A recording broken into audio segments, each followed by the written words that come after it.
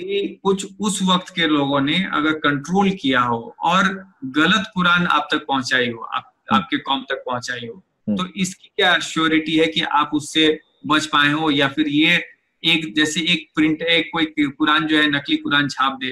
कुरान को नाजिल हुए 1400 साल से ज्यादा हो रहे हैं। अब अगर किसी ने छुपाया होगा तो कहीं और सबूत होगा ना उसको छुपाने का। वो सबूत लाइए, हम मानते हैं, हम उसको देखेंगे कि वो सबूत कैसा है।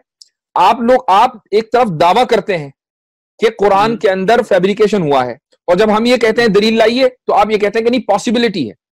पॉसिबिलिटी तो दलील नहीं होती ना।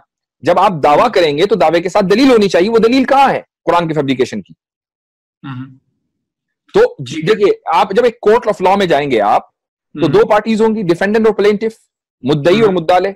तो दलील देने की जिम्मेदारी किसकी है? डिफेंडेंट की है।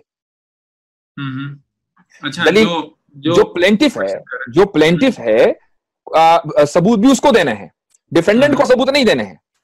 ठीक है, आपने हमें डिफेंडेंट बनाया है कि जी कुरान, हमारा दावा यह है कि कुरान के अंदर अल्टरेशन हुआ है, फैब्रिकेशन हुआ है। ठीक है, ये आपका दावा है, तो लाइए दलील, दिखाइए कौन सी आयत ऐड हुई है।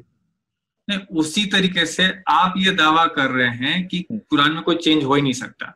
मैं आपसे ये सवाल कर रहा हूं कि जब कुरान अपने पन्नों को नहीं बचा सकता, तो ये कैसे मान लिया जाए कि वो अपने लाइनों को नहीं बचा पाएगा? आप कह रहे हैं कि नहीं, कोई किताब जो प्रिंट कर सकता है, कुछ अरसे तक वो छिप सकता है। इसलिए कि जब हम देखिए, हमारा दावा क्या है, हमने कभी ये दावा नहीं किया कि कुरान की जो कॉपी है ना, वो हमेशा से महफूज है और उसके अंदर कोई चेंज नहीं हो सकता। ये हमारा दावा कभी था ही नहीं। भाई, हम जो दलील देंगे वो अपने दावे के मुताबिक तो देंगे ना। तो हमने ये दावा किया कि जो रेवलेशन अल्लाह की तरफ से, गॉड की तरफ से प्रॉफिट मोहम्मद सल्लल्लाहु अलैहि वसल्लम के पास आया, उस रेवलेशन के अंदर कोई चेंजेस नहीं है। ये हमारा दावा है। हम कुरान की जो कॉपी छपी हुई है दिल्ली से, बंबई से, मुख्तलिफ पब्लिशिंग कंपनी छापती है, उसके बारे में हमने न कभी कोई दावा किया, न आइंदा कभी करेंगे, और ना कोई कर सकता। ठीक है, आप उसको, कोई इसको बदलना चाहे बदल दे, लेकिन जो रेवलेशन है उसको नहीं बदला जा सकता। अब इसकी जो हमने दलील दी है वो ये दी है कि 700 साल के अंदर करोड़ों नहीं, करोड़ों से ज्यादा हाफिज हमारी कौम यानी मुसलमानों के अंदर पैदा हुए हैं, हर मुल्क के अंदर पैदा हुए हैं, हर जबान के अंदर पैदा हुए हैं। कहीं तो कोई इख्तिलाफ होता, कहीं तो कोई डिसएग्रीमेंट, कॉन्फ्लिक्ट होता। मसलन कुरान करीम का जो पहला चैप्टर है वो सूरह फातिहा, हम उसको बोलते हैं, अल्हम्दुलिल्लाह रब्बिल आलमीन से शुरू होता है। तो हो सकता है कि अमेरिका में या मलेशिया में या इंडोनेशिया में या ऑस्ट्रेलिया में कोई दूसरा हाफिज होता, वो अल्हम्दुलिल्लाह रब्बिल आलमीन के बजाय दूसरी आयत से शुरू करता वो चैप्टर। ऐसा क्यों है कि हर हाफिज वहीं से शुरू करता है और उसी चैप्टर पे खत्म करता है कि जहां उसको खत्म होना चाहिए? तो ये इस बात की दलील है कि उस वही के अंदर, उस रेवलेशन के अंदर कोई चेंज नहीं हुआ है। लेकिन अगर आप आज से बहुत पीछे जाएं और उस वक्त जब कम लोग रहे होंगे, अगर उसी वक्त जो है और लोगों का सर किसी ने कलम कर दिया हो और उनको जो है उनपे दबाव डाला हो कि नहीं तुम्हें यही आयत कहना है कि यही आयत है, तो उस वक्त से अगर वो लोग उस वक्त से वो उसको, अब ये पॉसिबिलिटी है ना, ये पॉसिबिलिटी है या आपका दावा है? मैं ये एक पॉसिबिलिटी बता रहा हूँ। पॉसिबिलिटी आप कुछ भी कर सकते हैं। आप ये भी पॉसिबल कर सकते हैं कि आप नहीं है, पॉसिबल है। तो अब आप ये साबित करते रहेंगे कि नहीं जी मैं तो उज्ज्वल ही हूं। अब अगर आप वाकई, मैंने आपसे दावा किया कि नहीं सर पॉसिबल ये कि आप उज्ज्वल ना हो, और आप इसको साबित करने लगे नहीं जी मैं तो उज्ज्वल ही हूं, मैं उज्ज्वल हूं, और आप इसी को साबित करने लग जाए, तो लोग आपको बेवकूफ कहेंगे। कभी एक आदमी ने वैसे ही चीज उड़ा दी और आप उसको साबित करने के चक्कर में लगे हुए हैं। तो अगर आप ये दावा कर रहे हैं तब तो मुझे उसकी दलील चाहिए, और अगर पॉसिबिलिटी है तो मैं हर पॉसिबिलिटी के पीछे नहीं जाऊंगा, क्योंकि आप इंसान का जहन है, कुछ भी एज्यूम कर सकता है। ठीक है, तो लेकिन एज अ पॉसिबिलिटी अब एक पॉसिबिलिटी एग्जिस्ट करती है जिसकी दलील मैंने आपको दी कि ये पॉसिबिलिटी क्यों है। अब आप कह रहे हैं कि नहीं अगर मैं ये दावा कर रहा हूं तो फिर जो है वो दावा करूं और फिर जो है आप उसकी, ऑब्वियसली ये जब आप डिबेट करेंगे, जब आप किसी से बात करेंगे, तो जो उसके रूल्स हैं गुफ्तगू के और डायलॉग के, उसी को तो फॉलो करेंगे। वरना असम्पशन तो मैं भी कुछ भी कर सकता हूं, मैं आपके बारे में 10 असम्पशन करूं तो, और आप उसको साबित करने से रहे।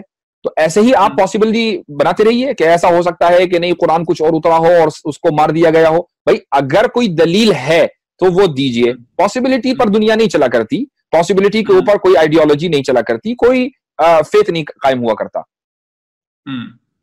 ठीक है, तो मेरा आपसे सवाल ये था कि ये कैसे गारंटीड होता है, ये कैसे इंश्योर्ड होता है कि कुरान जो है इस तरीके से आई और यही सच है और इसमें कुछ भी चेंज नहीं हुआ है और ये ऐसा है, इसकी क्या आपकी आप ये क्लेम कर रहे हैं, ये मुसलमान क्लेम कर रहे हैं, तो इसके पीछे चूंकि जिस वक्त कुरान करीम नाजिल होना शुरू हुआ उस वक्त तो चंद लोग थे, मिसाल के तौर पर 10 होंगे 20 होंगे। जिस वक्त पहली आयत नाजिल हुई तो उस वक्त तो कोई भी नहीं था, सिर्फ मोहम्मद सल्लल्लाहु अलैहि वसल्लम थे। उसके बाद आहिस्ता आहिस्ता सर्कल बढ़ता रहा और उसके बाद जो यानी 23 साल के बाद जब मोहम्मद सल्लल्लाहु अलैहि वसल्लम ने हज किया है तो सिर्फ हज करने वाले लोग, सारे मुसलमान नहीं, सिर्फ हज करने वाले लोग 1,20,000 से ज्यादा थे।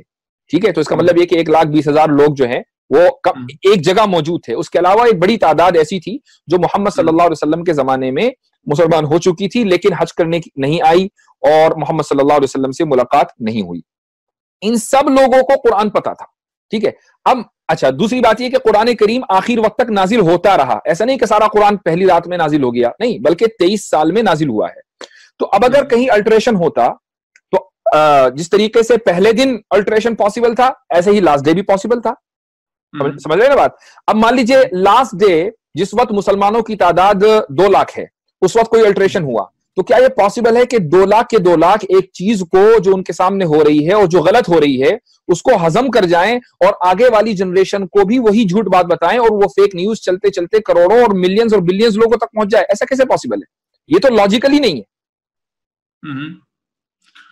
तो आप जो है आप इसको वही मैं कह रहा हूं कि ये नंबर्स गेम है, नंबर के बेसिस पे आप कह रहे हैं कि चूंकि 1 लाख हो गए तो इसीलिए ये पॉसिबल नहीं, ये आपकी दलील है। इसलिए देखिए, कोई भी चीज जब खबर कोई न्यूज हम तक पहुंचती है, मिसाल के तौर पर एक, और ये भी एक बाय द वे बिल्कुल मैं कॉमन सेंस की बात कर रहा हूं, एक आदमी आपसे आकर ये कहता है कि भाई फला जो दोस्त है मैंने उसको वहां देखा और आपको ये मालूम है कि वो उस वक्त वहां नहीं होना चाहिए, तो आप यकीन नहीं करेंगे, आप कहेंगे नहीं नहीं ऐसा नहीं हो सकता, तुम्हें मुगालता हुआ होगा, तुमने किसी और को देखा होगा।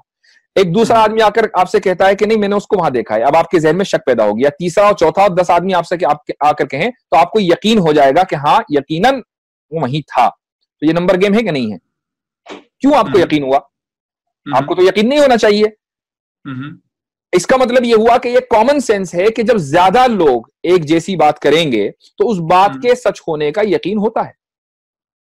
हाँ, अगर मान लीजिए 10 लोग एक बात करते हैं कि आपके दोस्त को मैंने वहां देखा, लेकिन एक 11वां आदमी आपसे आकर कहता है कि नहीं मैंने तो नहीं देखा, मैं भी वहीं था लेकिन मैंने तो नहीं देखा। अब आपके दिल में जो पुराना फेथ है ना वो रीइंस्टेट होना शुरू हो जाएगा कि हाँ नहीं 10 लोगों को मुखालदा हो सकता है। हमारे यहां तो वो भी नहीं है। अगर 1 लाख लोगों ने कुरान करीम की एक आयत को सुना तो एक आदमी तो डिफर करता, एक ने भी डिफर नहीं किया। इसका मतलब यह कि 1 लाख के 1 लाख इस बात पर एग्री करते हैं कि ये कुरान करीम की जैसी आयत हमने देखी है सुनी है वैसी ही है, तो अब हमें यकीन क्यों ना पैदा हो? अब जो आप ये मिसाल दे रहे थे 10 लोग एक बात कह रहे हैं और एक बंदा जो है आके दूसरी बात कह रहा है, वो 10 लोग अगर उसे एक बंदे को पकड़ के उसको कत्ल कर दें और वो बात मुझ तक ना पहुंचा पाए तो जो सिर्फ 10 लोग हैं तो मैं उनकी बात को फिर समझूंगा कि हाँ यही सही है, जबकि अगर वो उन्होंने उनका कत्ल नहीं किया होता तो फिर मुझ तक जो है अलग बात पहुंचती।